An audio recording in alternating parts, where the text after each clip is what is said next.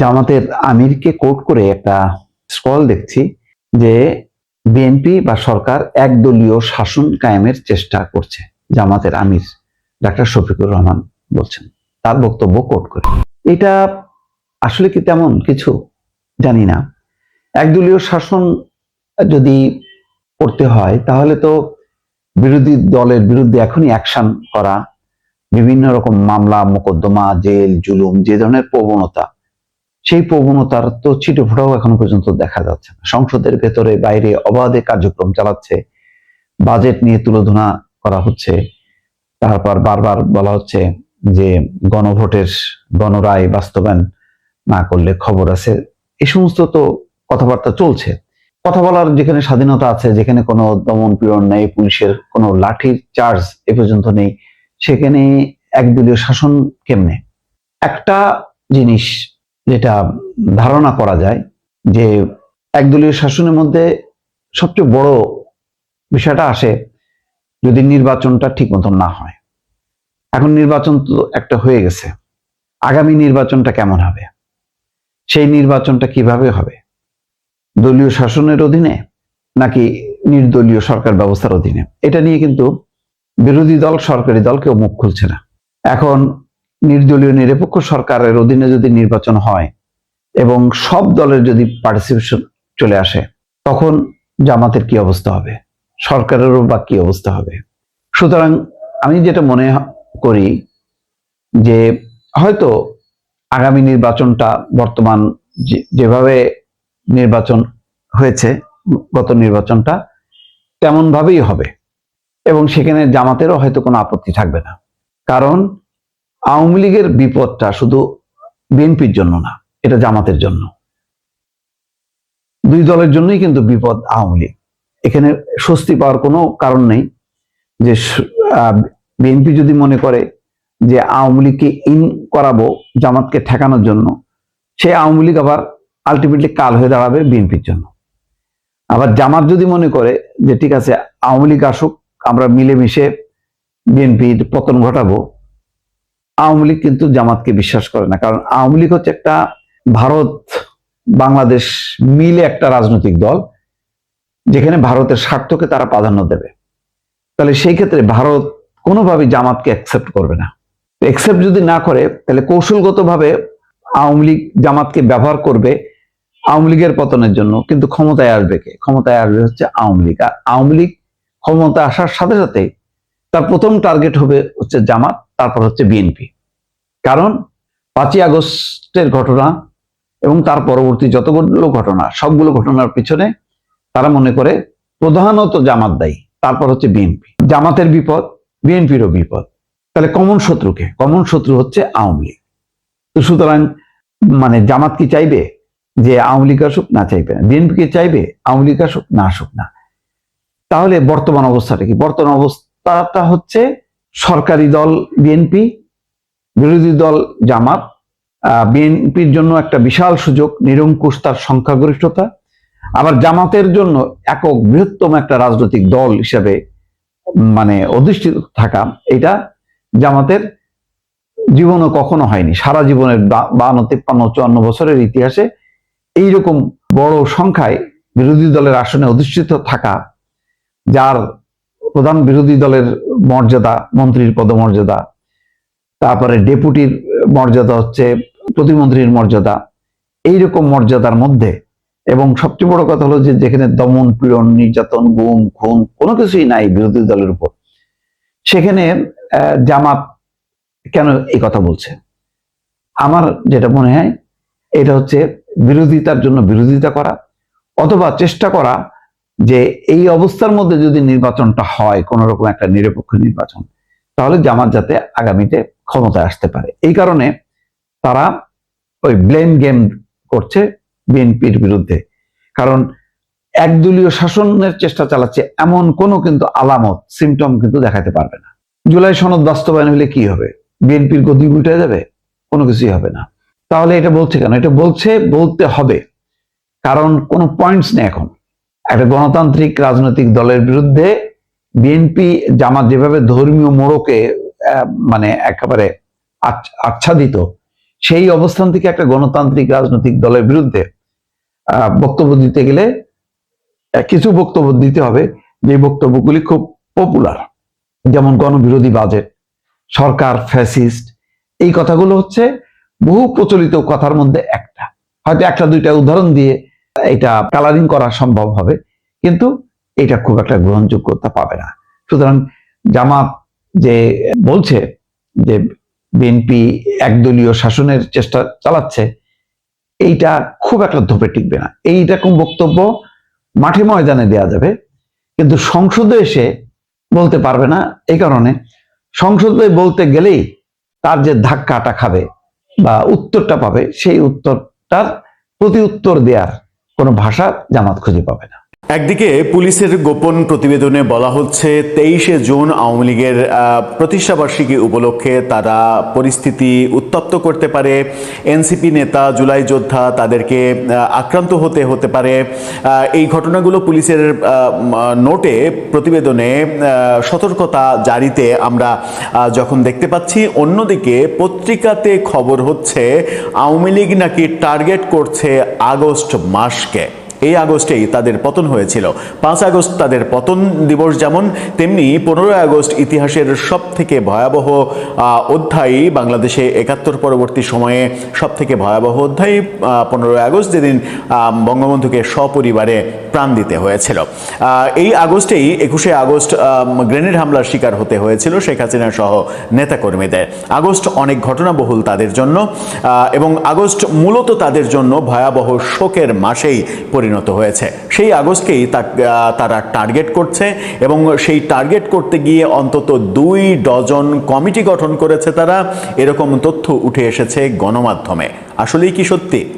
তাহলে 23শে জুন কেন্দ্র করে কোনো পরিকল্পনা তাদের নেই? আগস্টকে টার্গেট করছে তারা।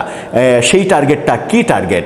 সহিংসতা, নাকি ফিরে আসার চেষ্টা, নাকি নিজেদের মানে রাজনীতির অধিকার ফিরে পাওয়ার মোক্ষম সময় তারা মনে করছে? চলুন একটু জেনে দেখি গণমাধ্যম কি বলছে, পূর্বাপর আলোচনায় কি বেরিয়ে আসে। থাকবেন দর্শক। বলছিলাম আওয়ামী লীগ আগস্টে সরব হচ্ছে, এরকম একটা বেশ গুরুত্বপূর্ণ তথ্য দিয়েছে দৈনিক কালবেলা।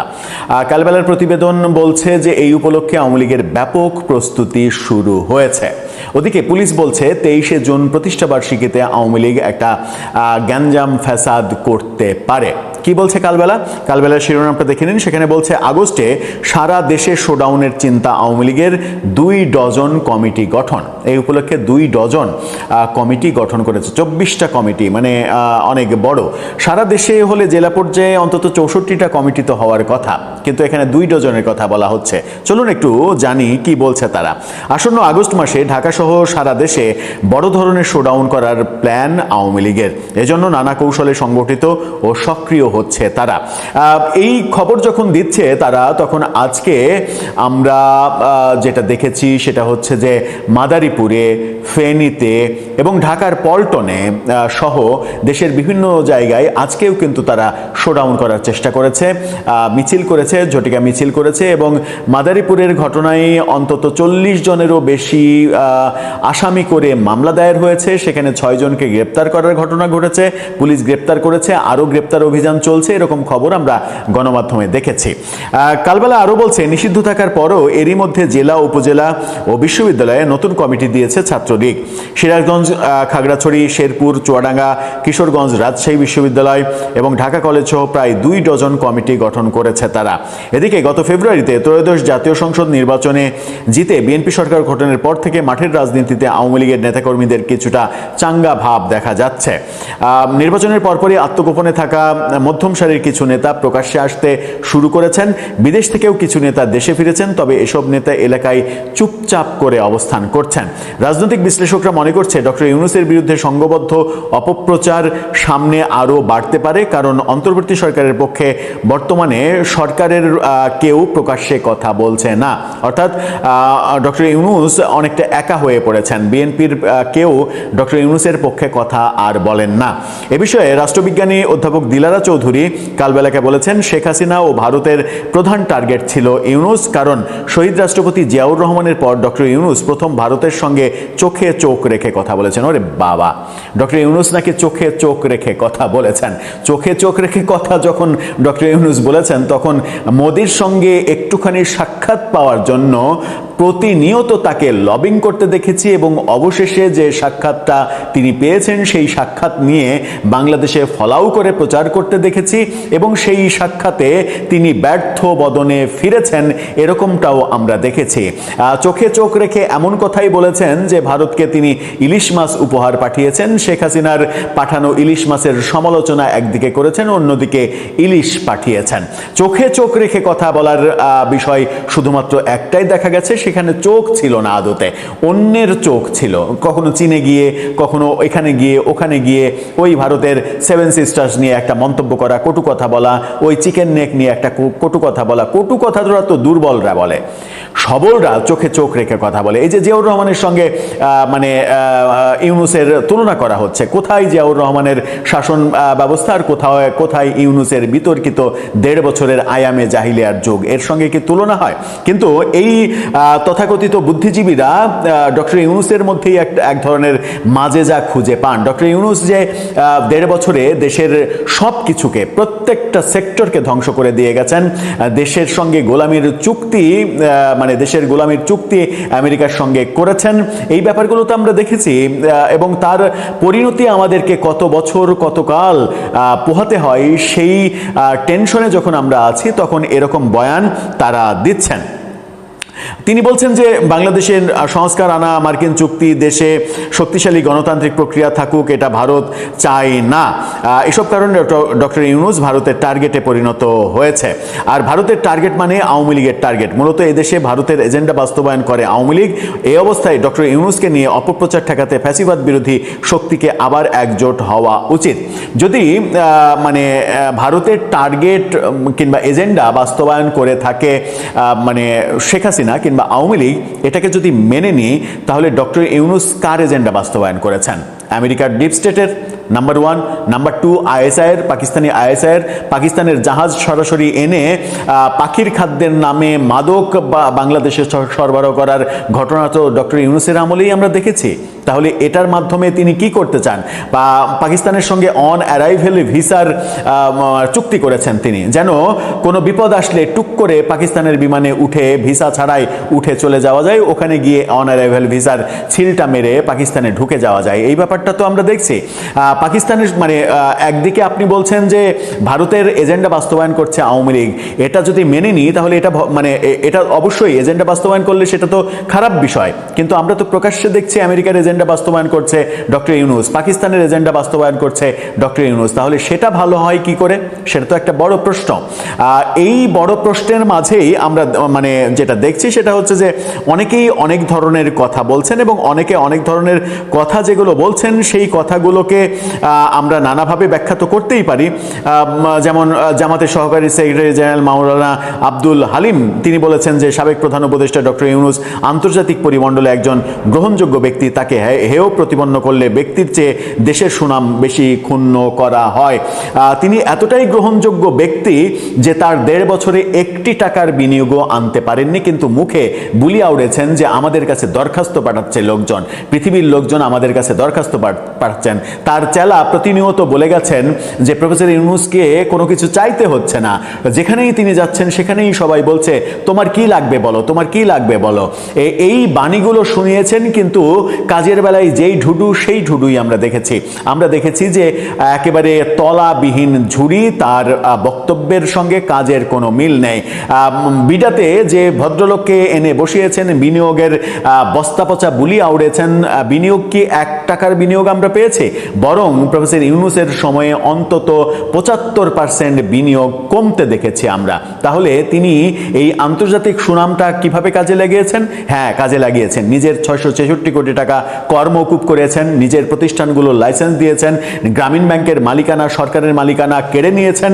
এই ব্যাপারগুলো তিনি করেছেন। এই জন্যই তিনি হয়তো বিশ্ববরেণ্য একজন খেলোয়াড়, এবং তিনি লোকাল খেলোয়াড় না, তিনি আন্তর্জাতিক খেলোয়াড়, তিনি নিজেই বলেছেন। এবং আন্তর্জাতিক তুফানের এই খেলাটাতে যারা এখনো মুগ্ধ নয়নে অবাক বিস্ময়ে তার দিকে তাকিয়ে থাকার চেষ্টা করেন, তারা যে বোকার স্বর্গরাজ্যে আছেন সেটা খুব ভালোভাবে বোঝা যায়। এবার আসি আগস্টের প্রসঙ্গে, যে কথা কালবেলা যে প্রসঙ্গ দিয়ে আলোচনা শুরু করেছিল যে আগস্টে শোডাউনের ব্যাপার আওয়ামী লীগ ভাবছে কিংবা কমিটি গঠন করছে। এই যে কমিটি গঠন, এটা পুরনো ব্যাপার, এটা নতুন কোনো ব্যাপার না।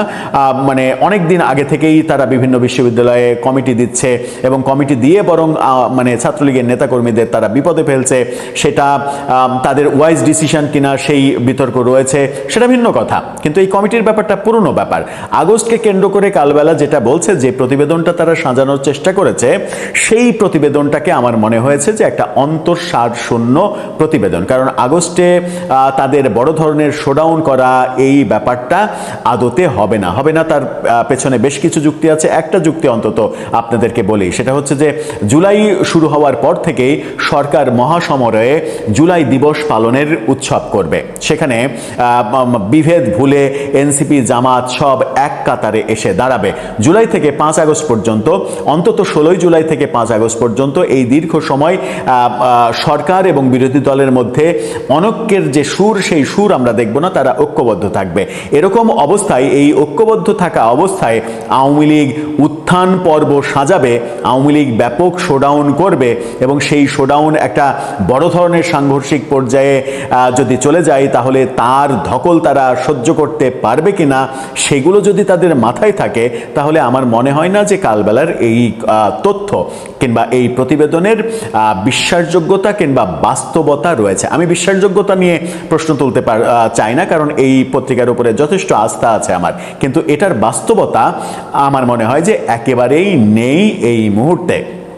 পুলিশের যে আশঙ্কা 23 জুনকে কেন্দ্র করে, বরং সেটা একটু আধটু হতে পারে, কারণ 23 জুন আওয়ামী লীগের প্রতিষ্ঠাবার্ষিকী। আওয়ামী লীগ হয়তো চেষ্টা করতে পারে সারা দেশে বিভিন্ন জায়গায় ওই ঝটিকা মিছিল করতে, এটুকুই করতে পারবে হয়তো। আওয়ামী লীগের সাংগঠনিক অবস্থা এত বেশি মজবুত হয়ে যায়নি, যখন নেতারা দেশের বাইরে পালিয়ে আছেন, সেই মুহূর্তে তারা দেশে একটা মানে বড় কিছু করে ফেলবে, একটা অভ্যুত্থানের মতো করে ফেলবে, আগস্টে একটা বিপ্লবের মতো করে ফেলবে, সবাইকে প্রস্তুত হতে হবে, এরকম কোনো বাস্তবতা অন্তত তাদের কার্যক্রম, তাদের শক্তিমত্তা এবং তাদের নেতাদের বিভিন্ন ধরনের কথা, এগুলোতে মনে হয় না। তাদের নেতারা যে কথাগুলো বলছে, এই কথাগুলো মূলত কর্মীদেরকে উৎসাহিত করা, উজ্জীবিত করার এক ধরনের মানে কৌশল, যে কৌশলটা রাজনীতিতে থাকাটা অপরাধ নয়। দর্শক, আপনার কি মনে হয় আগস্টকে কেন্দ্র করে যে সময়ে সরকার, বিরোধী দল সব পক্ষ, অর্থাৎ এন্টি আওয়ামী লীগ সব পক্ষ এক সূত্রে গাঁথা হয়ে যাবে, অন্তত সেই সময়ে আওয়ামী লীগ বড় ধরনের শোডাউন করবে, এটা কি আপনার কাছে বিশ্বাসযোগ্য? আপনার মতামত জানিয়ে লিখতে পারেন আমাদের কমেন্ট বক্সে।